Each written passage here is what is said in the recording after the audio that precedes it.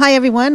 Welcome to our last TIE meeting of the year. Glad you could all join us, and glad to see there are some folks online as well. If you have any ideas for next year, anyone that you would like to see present, or if there is any topics you want to have us talk about, please shoot an email to me or Brandon or Roy, the other co-chairs. Our emails are in all the announcements that we send out. We're very happy to have the CS50 group with us today, and I am going to turn it over to David Malan, who will introduce his team. Hi, thanks so much, everyone. My name is David Malan. I teach Harvard's introductory course in computer science called CS50. As frequently as we can, we try to use open source and off-the-shelf tools to solve problems inside and outside of the classroom. But what you'll see today is there's a number of problems that we decided to take on solutions ourselves, actually writing code with which to solve them. A number of those solutions are to problems that have nothing to do with CS per se, just more course workflow problems. A few are CS specific, but for all of them, will this be a bit of a fire hose? We've allowed ourselves just a few minutes to give you a taste of each of the tools. We'll provide you with the URLs of documentation for everything else, and happy to answer questions one-on-one during the talk and at the end if you would like to learn a bit more. And thanks as well to those of you who are tuning in remotely via Zoom or the internet. Happy to take your questions via Susan here as well. But a few quick introductions to some of my colleagues, if you'd like to come up. The four of us are just a few of the folks behind the scenes who have worked on all of these tools.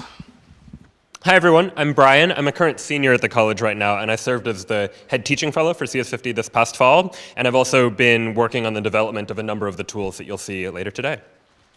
Hi, everyone. I'm Erin Carvalho. I work mainly with our outreach team for high school. I also do some of the courses work regarding academic honesty, and I am a current member of the Graduate School of Education in the Technology, Innovation, and Education track. Hello, everyone. My name is Kareem Zidane, and I am a preceptor here at Harvard. I mostly do software development and system administration with the CS50 team here.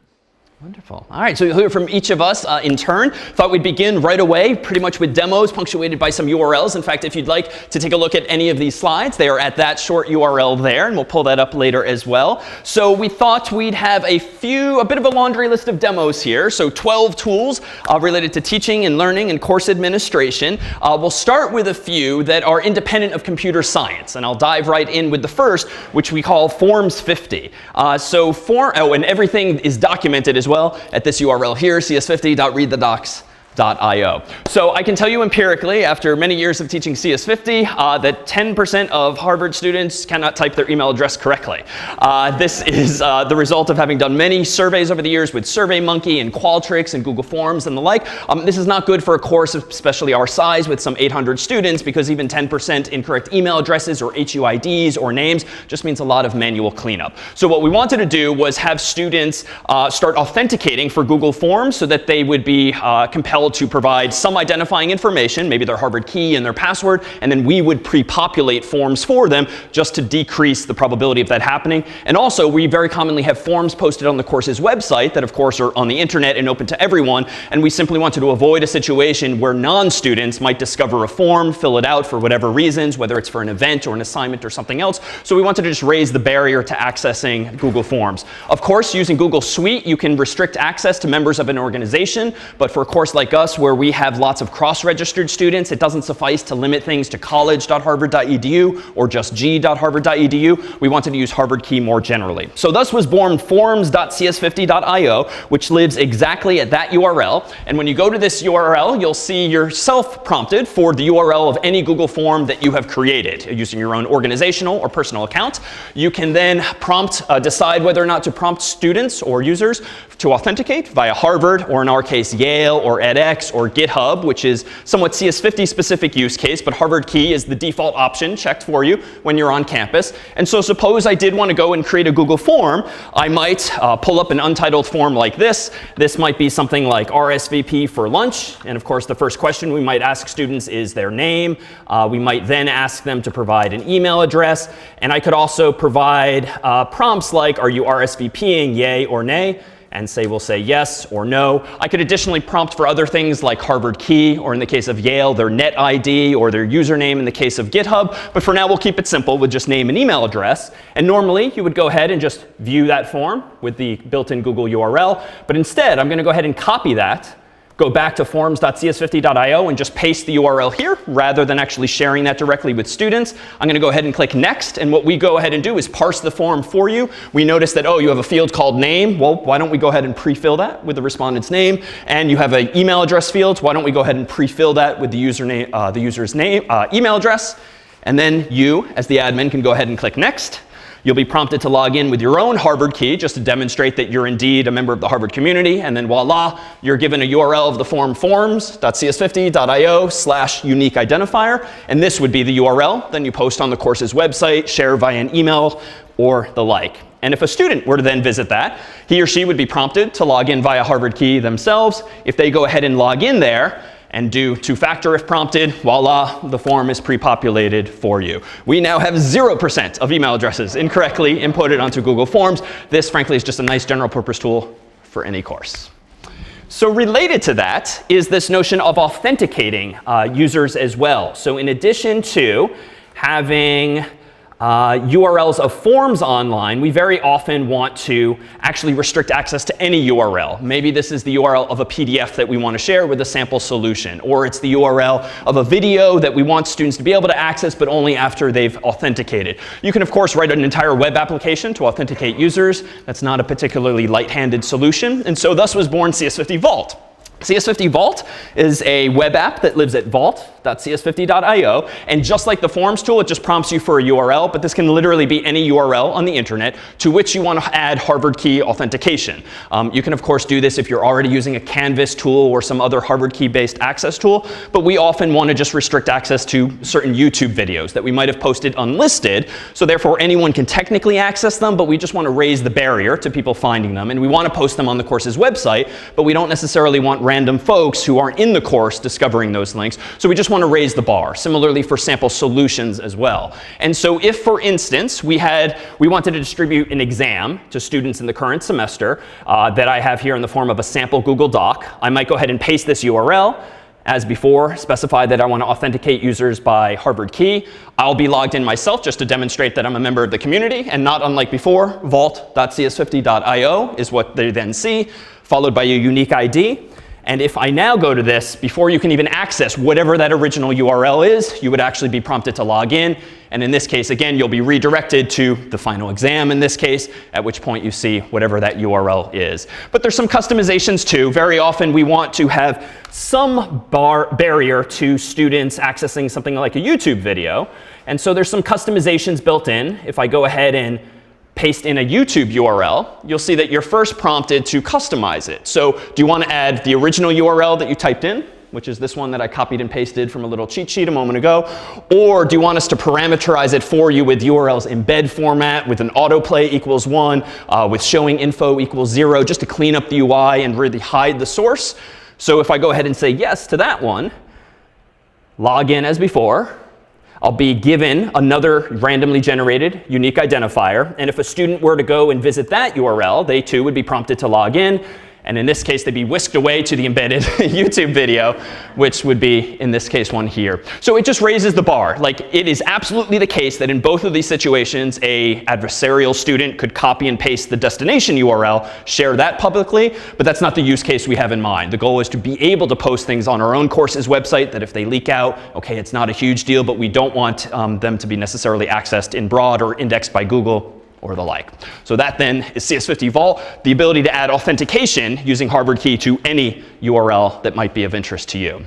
So in CS50 too, problem 3 is to just draw on a chalkboard or draw on a whiteboard. We've wanted to make this more digital these days. So we have the fortune in Sanders of having a nice Microsoft Surface Hub where you can draw with your finger or with a pen.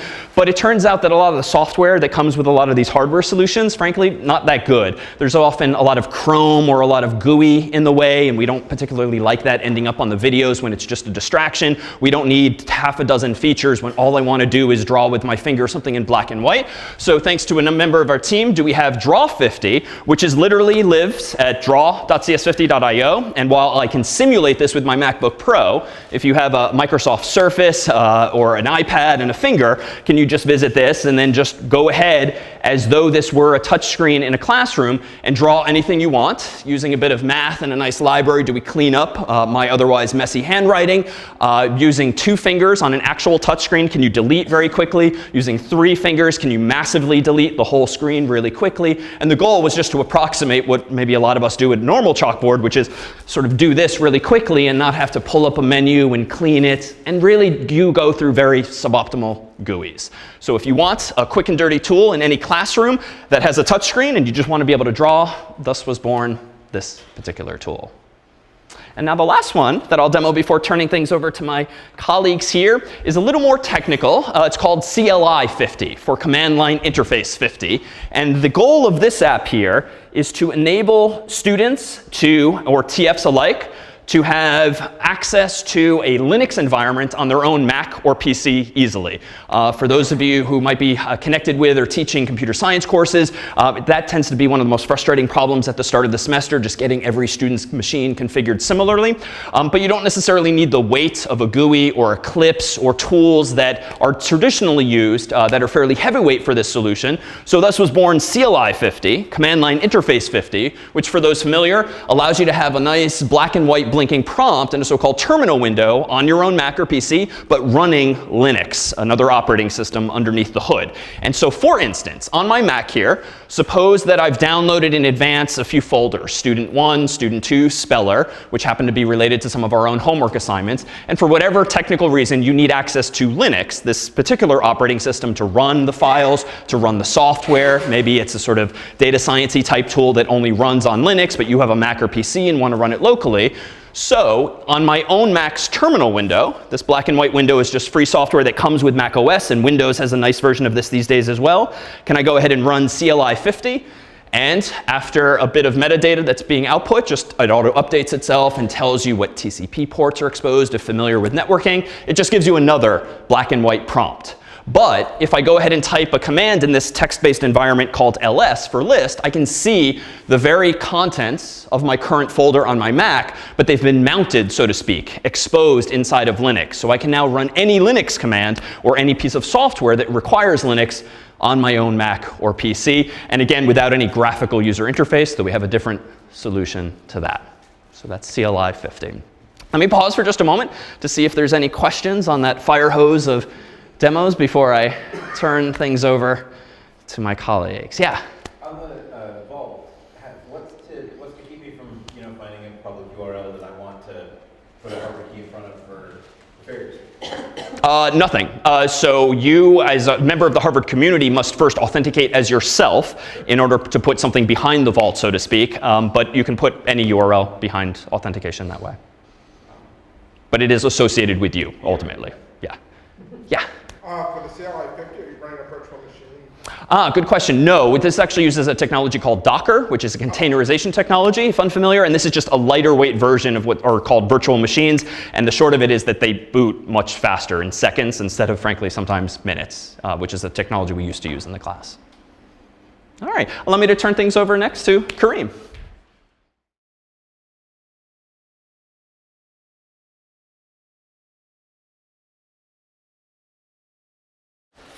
All right, thank you everyone for joining us today. I'm going to be talking about 3 of the tools that we use in CS50 today. The first one of them is CS50 Sandbox. And teachers often in programming classes find themselves wanting to demonstrate examples or have their students follow along some tutorials or even distribute sample code or sample solutions in class. So the problem that CS50 Sandbox is trying to solve is actually allowing these teachers to easily create temporary programming environments that they can use and they can share copies of with their students instantly in their classrooms. So right now I'm at sandbox.cs50.io here, and I'm presented with the main page of CS50 Sandbox. And I have a few checkboxes right here. 2 of them are selected by default with the text editor, with the terminal window. So I can create a temporary programming environment as easily as clicking the create button here, wait a few seconds for my environment to be created, and if the internet cooperates, hopefully I have my programming environment up and running like that. All right, so another example that I mentioned is teachers wanting to, actually, let me go back before that to the previous. So another way to create one of these temporary sandboxes is actually by constructing a URL that we can have here. Oops, sorry. So if I go to sandbox.cs50.io, file equals mario.c, for example, and window equals terminal, and window equals editor, I can do the same thing and create another temporary programming environment, this time with a file that's pre-created for me called mario.c in this case, and my terminal window down here. So another use case is if a teacher has some base code for some assignment that they want to distribute, for example, or some sample solutions, they can create their own sandboxes with the files that they want inside of it, and pre-populate these files with code, as you can see here. And then they can share copies of these environments with their students simply by clicking the share button here on the top right corner, copying this URL, and sharing it with students. And the effect of visiting that URL by a student is, first of all, having to log in with their GitHub account if they're not logged in already. But that will give their students a distinct, separate copy of the same environment, pre-populated with the same files, with the same code inside of it. So I think this is all what I have for the CS50 Sandbox. The next tool that I'm going to talk about is the CS50 Lab. Let me reload this page just quickly. And again, teachers in programming classes often find themselves wanting to be able to easily create assignments for their students. So the CS50 Lab enables these teachers to create these step-by-step assignments for their students to enable scaffolded learning for them.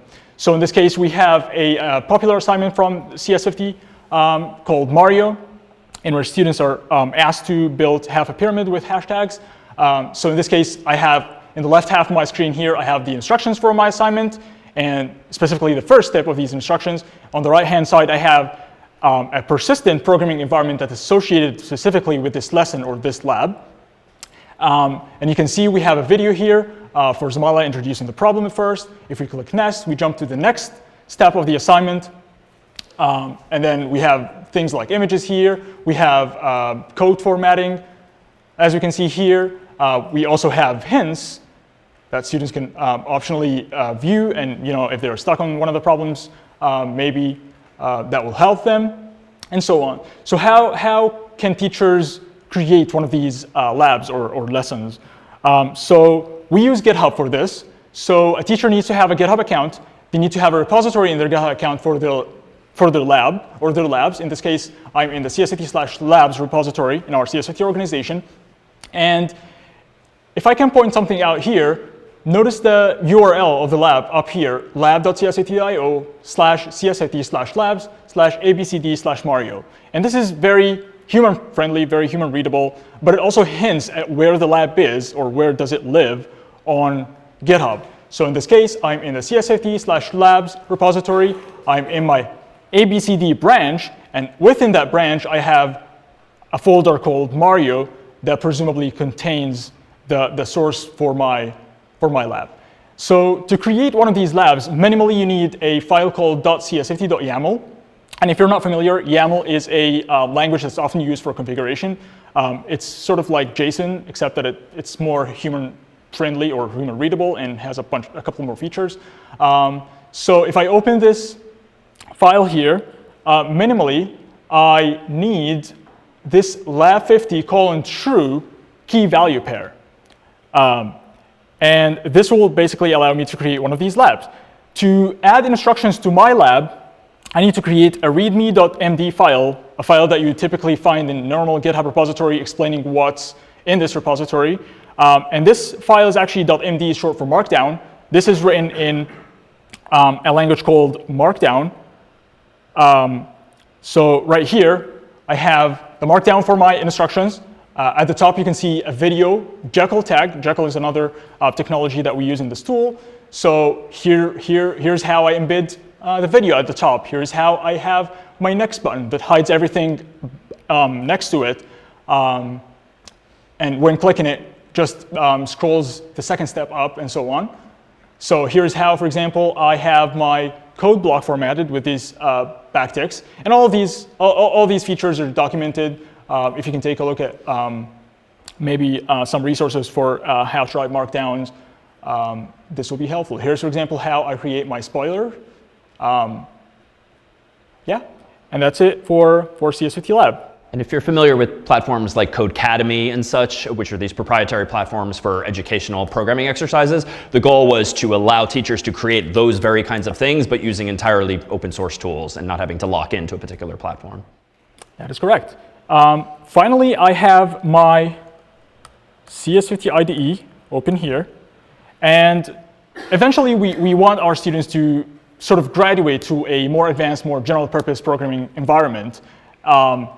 So here we have the CS50 IDE that features quite a few more features, actually, including a graphical C, C++, and Python debugger that we're going to demonstrate quickly here, as well as interactive real-time collaboration between students, and also real-time chat between them, and a few more features. So it's similar in spirit to those other programming environments. We have the file browser here on the left, we have the text editor here on the right, and the terminal tab at the bottom.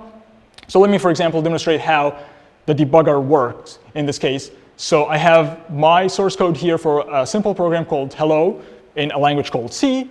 And this program does something as simple as printing hello to the terminal. So I'm going to start by setting a breakpoint to basically tell my IDE where I want to pause the execution of this program, and then compile my program using make. So make hello. And then run my program using a tool called Debug50 that we have pre-baked into this IDE, and then the path for my executable file. And this pops up, as you can see, a debugging panel on the left that has, students can step through their code and try to find what's wrong with it. They can see information about the program. If I have variables, they can watch the values of some variables, and so on. So again, this debugger also supports C++ and Python as well. And finally, we have this collaborate tab here in which we can see who is actually in this environment right now. It's just me, but if there were other people in this environment, they would show up here, and they would be able to chat here as well. And if you've used, of course, Google Documents, where you can have multiple people editing the same document for classes that do peer programming, as it's called, having multiple students work on the same program, you can do that whether they're next to each other in the same room or halfway across the internet, opening the same workspace. All right, last thing that I wanted to mention is that the CS50 IDE, of course, has a few more settings, a few more preferences that give students essentially more fine-grained sort of control over their programming environments. And that's it for the CS50 IDE. Any questions about any of these tools?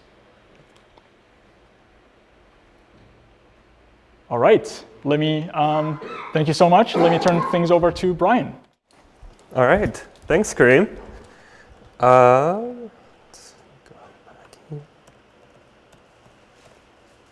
All right, so I want to talk about a couple of the other software-based tools that we use that students can use and the teaching staff at CS50 use. And one of the problems that we have to solve with so many students is the problem of students submitting assignments. We want some efficient, easy way for students to be able to write their code and eventually submit their code, and then an easy way for the teaching staff to then be able to have access to student submissions, to be able to leave feedback on student submissions, even if students potentially are submitting an assignment multiple times before the deadline, for example. And so that's what Submit50 is designed to do. It's a software-based tool that students can run either in CS50 IDE or CS50 Lab or CS50 Sandbox, the tools that Kareem was showing you a moment ago, or students can run it on their own computers. But the idea is just a simple software tool that allows students to submit their work and to make sure that they submit the correct files associated with the problem. So I can go into CS50 IDE, for example. Kareem mentioned one of the assignments that we have in CS50 called Mario. And so a student might have a file that looks a little something like this in a file called mario.c as the file that they want to submit. And in order to submit an assignment, all the student needs to do is, at the terminal, type submit50, the name of the program, followed by some unique identifier that identifies what the problem is that they're going to submit. And so I can type in ABCD/Mario, which is the unique identifier for this particular problem, and press return. And what's going to happen now is submit50 is going to take this code and upload it to GitHub. So we use GitHub as our infrastructure, which is just an online platform for storing and sharing code. And we're using that infrastructure to make it easy to host code, to make sure that code is private so that only the student and their associated teaching fellow can have access to the code, and to make it easy for the staff to then to be able to provide feedback on that code. So students are first prompted to make sure that they actually want to submit these files. So we can say, yes, we want to submit these files. And it will also check to make sure that the student submitted the correct file. So if they don't have the necessary files to submit this particular problem, they'll be warned about the fact that they might be submitting the wrong assignment, for example. So we can guard against that possibility as well. And so now it's submitted, and now if a student were to go to their GitHub account, each student gets their own private repository in an organization called submit50, followed by their username. My username happens to be student50. And so now you can see the student submission of mario.c gets a timestamp. And so the teaching fellow will also have access to this private repository and can see the code that the student submitted. And so it just makes it a little bit easier for students to be able to submit that code. And we also, for those familiar with GitHub, create a tag anytime that a student submits an assignment. And so what that allows us to do is it makes it very easy for a staff member then to go in and provide some comments. So a staff member can use GitHub's interface. If there's a line that they want to comment on to provide feedback to the student on, they can just click on this plus button, write a comment, and they'll get that inline comment within the code that the student can see. Students get an email notification whenever that comment is left, so they know that their staff member has left feedback on their code. So it just facilitates the process of making submission, grading, and feedback a little bit easier. So that's submit50. In addition to submitting code, another problem that we have is checking students' code. We want to be able to quickly assess whether a student's code is correct. And oftentimes code can look like it's correct, but might have a couple of bugs. And so in the past, what we've often had to do is compile together a whole bunch of scripts, one for each different problem throughout the semester. And the teaching staff would run these sort of homegrown scripts to test code to make sure that we can check to make sure that the code is correct. And so what we decided to do is standardize upon this process, creating a tool called Check50, which is designed to automate the process of correctness checking of student code. And this has two different use cases, one being a teacher-facing use case, whereby we as the course staff can very quickly run through all of the hundreds of submissions for any particular problem and test against a variety of different inputs to make sure that students' code is correct, to find where the mistakes might be. And likewise, we make this tool available to students as well. So if students are working on their code, they've written their code, they have access to Check50 to then be able to run it to ask the question, does my code work? Are there corner cases I haven't quite thought of? Are there places where I can work to make the code correct, where I currently have mistakes? And so Check50 is designed to be both a student and a teacher-facing tool to allow for that quick correctness checking of student code. So the way that it works is very similar to the way that submit50 works. I can go back into CS50 IDE. And if I have this code mario.c and I'd like to test, does this actually work? I can just say, OK, let me Check50 run this program, ABCD/Mario. And what that's going to do is it's going to authenticate it, it's going to upload it up to GitHub, and then on our servers, we're going to download the code from GitHub and run a series of automated checks against this code. And so right now you can see that the code is checking. And when it's done checking, what we'll see is we will get, hopefully in a second. Great, so we get a series of smiley faces and frowny faces. So we run a whole bunch of automated tests. If the check passed, we get a smiley face next to the check. And also if a check failed, so this is a particular case that we didn't quite handle, the student will see in a red message the fact that this is a check that failed, and it will also describe why it is that check failed. What was it that we expected the student's code to do that the student's code didn't do? And so the student can look at that feedback, make any necessary changes, and then rerun Check50 in order to get a sense for what they can do in order to fix their code in order to make it correct. This entire tool is open source, so we make it available to any teachers who are writing programming problems and want to have checks run against student code. So all a teacher needs to do is upload to GitHub a file written in Python. And so all of the checks for students' codes can be written in Python, which is just a programming language that makes it very easy to put together these sorts of checks. And if you're familiar with Python, in effect, this is what these checks look like. There's one file or one function for every check that we want to run against students' code. And most of the checks take the form of, OK, let's go ahead and run the Mario program.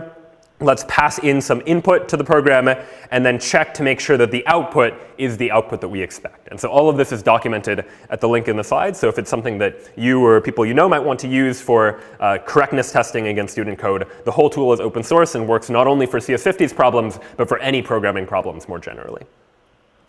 And then finally, in addition to checking code for correctness, one thing we like to encourage in the class is not only making sure that code is correct, but also that the code looks good. And this is important for readability purposes. So when the staff are reading it or when someone else is reading the student's code, it's not just enough that the code is correct, but it's also important that it's readable, that it's well commented, that the code is very clear and different parts of it are separated, that the spacing is consistent and therefore is just nicer to look at and easier to read. And so what we want to teach in the class is a way of trying to get students to be able to learn good style practices with regards to code. And that's what Style50 is designed to do. It's designed to help students learn how to style their code correctly.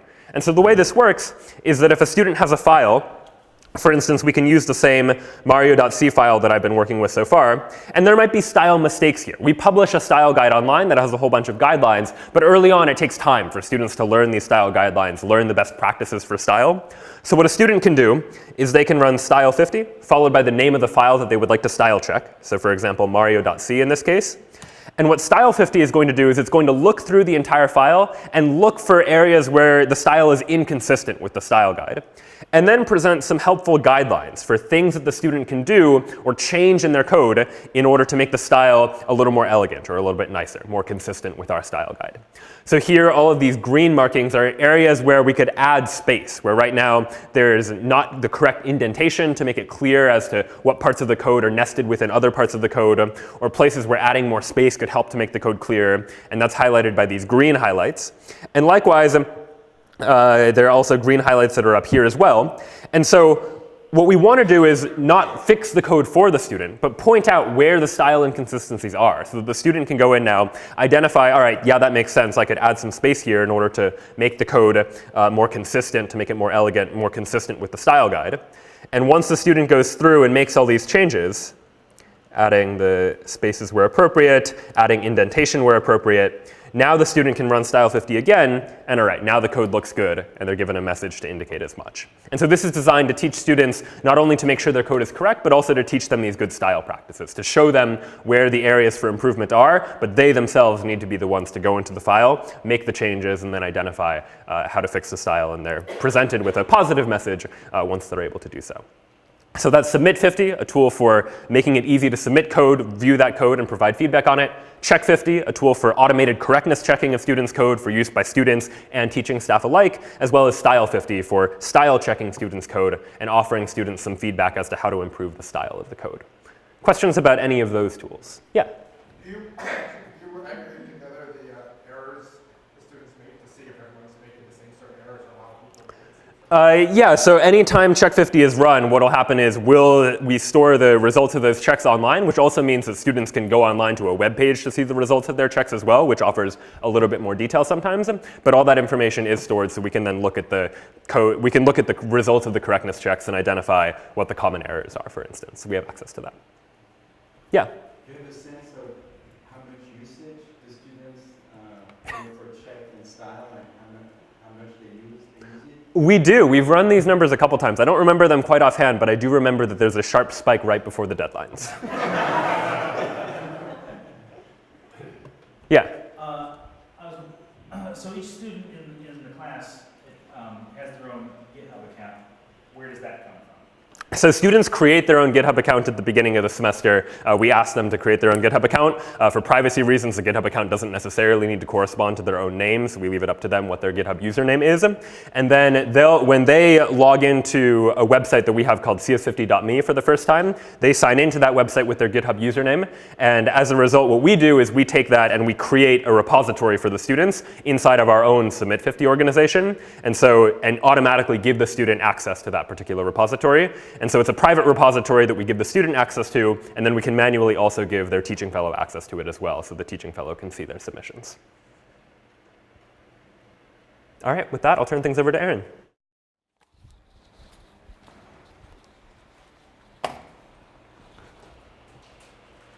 All right, so one other tool that we sort of wanted to take on in terms of creating our own solution for is a tool called Help50. And this is mainly meant to help students in those first sort of few weeks of the course where they're writing programs in C. And if you're unfamiliar, it has a whole bunch of syntax that's very specific. So ending lines with semicolons, a bunch of braces. And it can be very frustrating for students to write their first program and get a long list of error messages that they don't necessarily know how to fix.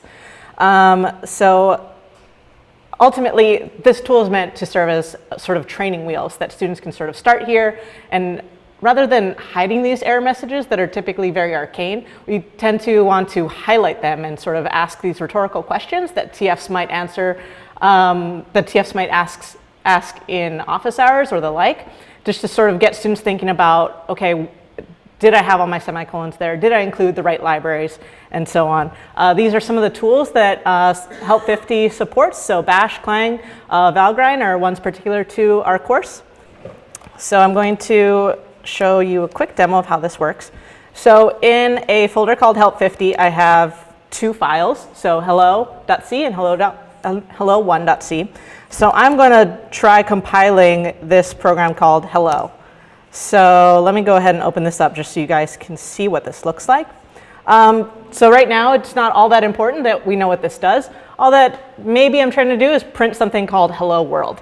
And I get this kind of error message. I can make this a little bit bigger. And it's kind of cluttered. I see that it's trying to get me to do something with a semicolon somewhere, but there's a lot going on. And maybe as a student, I don't want to try and spend all of my time parsing on what this means.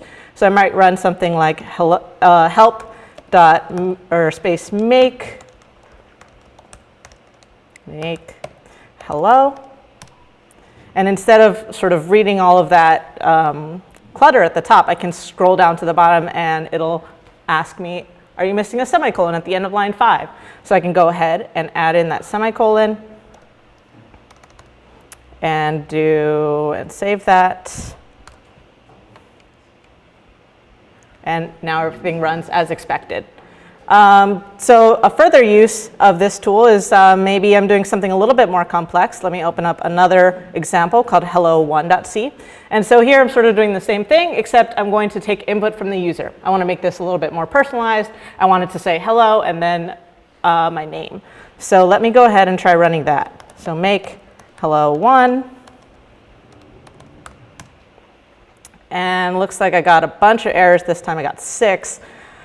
That's a lot of things to look at. I don't necessarily want to spend all my time. I don't know which ones are important. There's a lot going on. I'm very stuck. What do I do? I'm going to, again, type in help50 and then make hello1.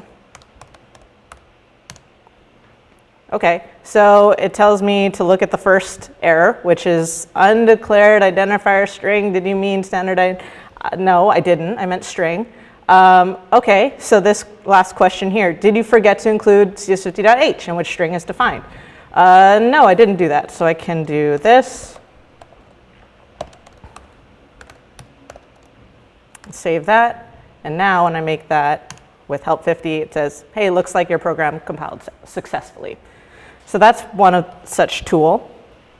Another tool that we sort of developed over time is a tool called Compare50.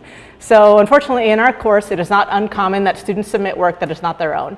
In the tools that Brian showed you, we do prompt students to sort of make sure that they are submitting their own work. So it says, are you sure that you've sort of looked over the course's academic honesty policy and that this is indeed your work? All too frequently, this is sort of not the case, where students are submitting work that they found online.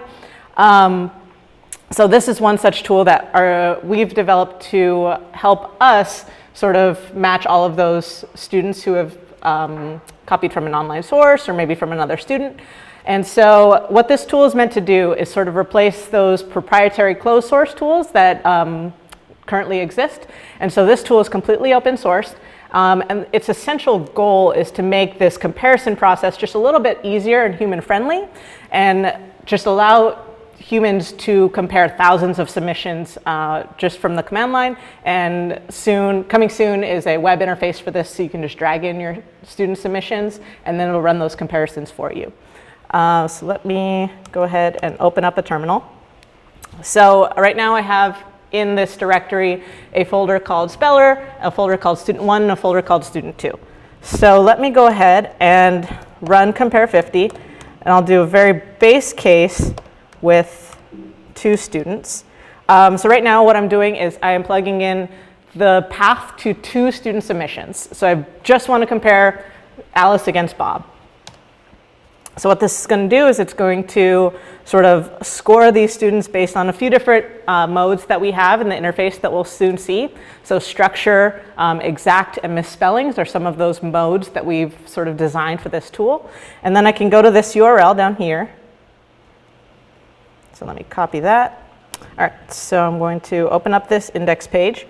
And because I only compare 2 students, I only see one result. So that's Alice against Bob in this case. And this is their submission of Mario. So we've seen Mario sort of come up across all of the tools that we've been talking about today. And it's just one of the programs that CS50 uses in our curriculum. So these submissions here are 2 students that matched against each other. So we can match them. We can cut this match sort of 3 different ways using this tool. So we can structure, one of the modes is structure, and that just sort of looks at how the students solve the problem more generally. Like, did they use for loops in the same places? Did they both declare their variables all at the top? So right here, this is matching structurally because these 2 submissions are, exactly the same there. Exact is going to highlight everything because these students seem to have copied or, wrote the exact same solution to this problem. And misspellings is a mode that we developed ourselves that sort of compares comments and looks at what misspelled words in the comments are the same. So for example, in a problem called resize that we have in the course, students may type picture wrong in the same place. And so this will look for, oh, this student misspelled the word picture, and so did this one. And it's in the exact same comment or the exact same line. So it is pretty common that you're not just going to have 2 students in your course. So how might we go about sort of looking at a full class of submissions? So I'm going to go ahead and navigate into my speller directory.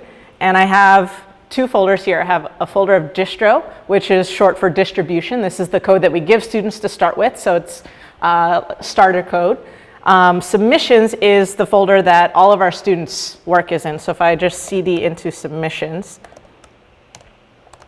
we can see a whole bunch of random students here. And so I want to look at all of my students compared against each other, but I want to ignore distribution code. It's not all that important for me to look at matches if they're matching stuff that we gave them to begin with. So I'm going to go ahead and run compare 50 again. I'll be in speller. And I will do compare 50. And I want to look at all of those submissions in my submissions folder. So /star is just a shortcut of saying, hey, include everything that exists in that file. I can also use these tags -x or exclude. And here I'm going to exclude everything.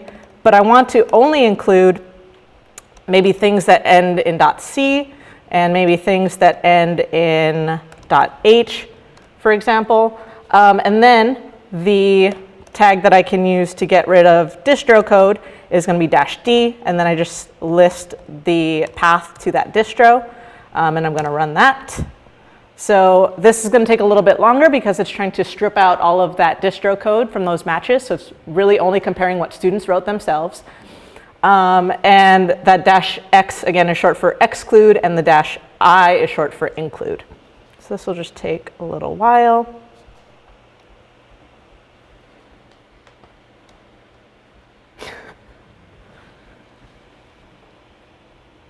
All right, and again, it's scoring on those same sort of metrics that we saw before, structure, exact, and misspellings. But it has significantly more students to compare against each other.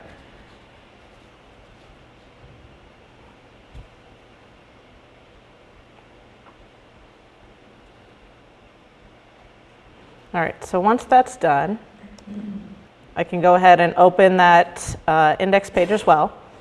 And so here I see, the top 50 or so matches for this particular comparison that I ran. I'm going to go ahead and look at the first one. And so I'm by default looking at the structure mode, but again, I can just as easily click on exact or misspellings, and then I can also navigate through all of my results using these left and right arrows at the top. Yeah, so that is Compare 50 at a glance. Happy to take questions on both Compare 50 and Help 50. All